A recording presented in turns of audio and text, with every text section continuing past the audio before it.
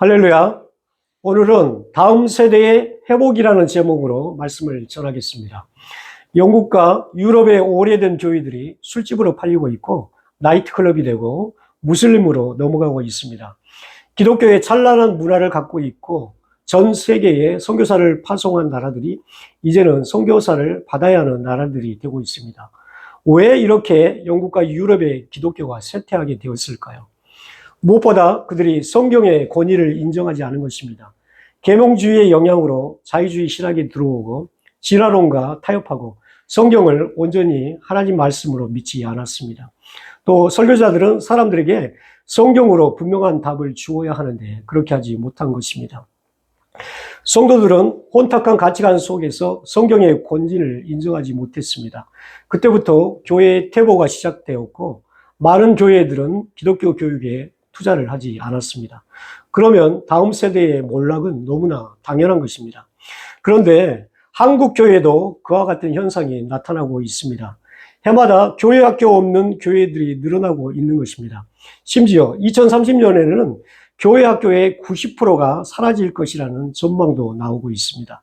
그런데 이와 같은 일이 사사기 시대에도 있었다는 것입니다. 다음 세대가 하나님을 모르는 다른 세대가 되어버린 것입니다. 자, 그렇다면 다음 세대의 회복을 위해서 무엇이 필요한지 살펴보겠습니다. 첫 번째, 기성세대가 믿음의 징표를 보여주어야 합니다. 사사기 2장을 보면 여호와의 사자가 나타나서 길갈에서 복임으로 올라옵니다. 여호와의 사자는 왜 길갈에서 복임으로 왔을까요?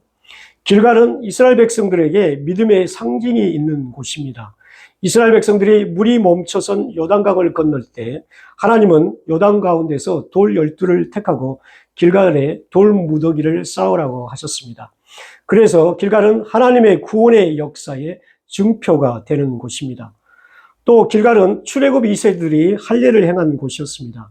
그때는 가나안 백성들과 전투를 앞두고 있는 상황이었는데 할례를 행했다는 것은 이스라엘이 전투 능력을 완전히 상실했다는 것입니다.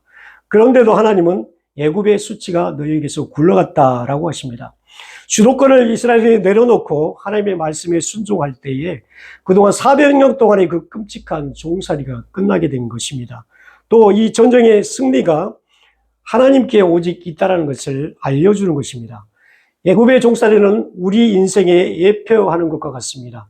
우리는 세상에서 무엇의 종이 되었을까요? 대부분의 사람들이 돈의 노예가 되어 있습니다. 그래서 예수를 믿는다는 것은 나는 그렇게 살지 않기로 결단하는 것과 같습니다. 내 능력으로 사는 것이 아니라 전적으로 하나님에게 주도권을 내어드리는 것이죠. 자, 그러면 애굽의 수치와 같은 내 인생의 모든 고통이 굴러가게 될 것을 믿으시기를 바랍니다. 자, 두 번째, 기성세대의 참된 회개가 필요합니다. 이스라엘 백성들이 가나안 땅에서 땅을 분배받고 배부르게 되자 하나님을 배신하고 우상을 섬기게 됩니다. 그러자 하나님은 가나안 족속을 다시는 쫓아내지 않겠다라고 경고하신 것입니다. 그 말씀을 듣고 이스라엘 백성들이 소리를 높여 울자 그것을 복임이라고 했습니다. 그러나 이들의 눈물은 참회의 눈물이 아니었던 것입니다. 슬픈 자신들의 감정을 표현한 것뿐입니다. 이런 행동은 사사기 시대 내내 이어졌습니다. 이스라엘 백성들이 배도하면 하나님은 심판하시고 또 그들이 회개하면 또 구원하십니다. 그러나 또 얼마 못 가서 또 악을 행하는 패턴이 반복되는 것입니다. 참된 회개라는 것은 감정적으로 우는 것만이 아니라 죄악에서 돌아서는 것입니다. 우상을 깨뜨리고 세상과 타협하지 않는 것이지요. 그러나 이스라엘 백성들은 계속해서 우상을 섬기고 가나안 백성과 타협했습니다. 왜 그랬을까요? 막상 가나안 땅에 들어와 보니 그 문화가 마음에 들었고 다 멸하기도 아까웠던 것입니다. 그래서 그것이 결국 그들에게 굴레가 되고 가시가 된 것입니다. 우리도 문제가 있을 때 눈물을 흘리며 많은 기도를 하지만 응답받지 못할 때가 있습니다. 그럴 때에는 자신을 먼저 돌아보아야 합니다. 응답이 안 되는 데는 분명한 이유가 있습니다. 내가 세상과 타협을 하고 있고 우상을 붙들고 있는 것입니다.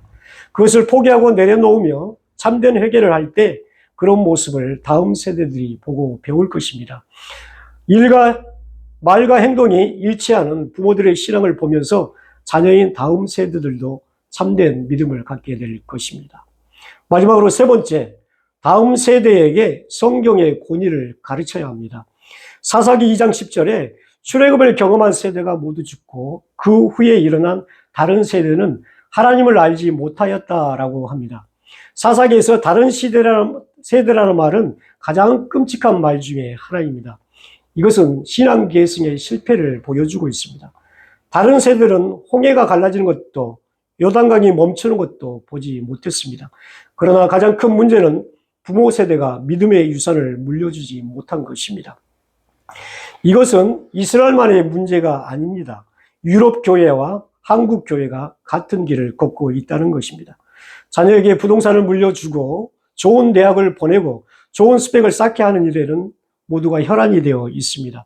그런데 정작 내가 믿는 예수님을 설명하지 못하고 내가 배운 성경을 가르치지 못한 것입니다. 호세아 4장 6절에 내 백성이 지식이 없으므로 망한도다라고 합니다. 그리고 하나님은 내가 율법을 잊었으니 나도 내 자녀들을 잊어버릴 것이다 라고 하십니다. 우리는 다음 세대가 교회를 떠난다고 걱정을 하고 있습니다. 그러나 하나님께서는 내가 내 자녀들을 잊어버린 것이다 라고 말씀하신 것이지요. 왜 그럴까요? 다음 세대들이 하나님을 아는 지식이 없기 때문입니다. 그들은 유치원부터 대학까지 20년을 넘게 진화론과 유물론적 세계관을 공부하는 세대들입니다. 그런 세대들이 어떻게 창조주 하나님을 믿고 성경의 권위를 배울 수가 있겠습니까? 실제적인 기독교 교육이 필요한 이유이기도 합니다.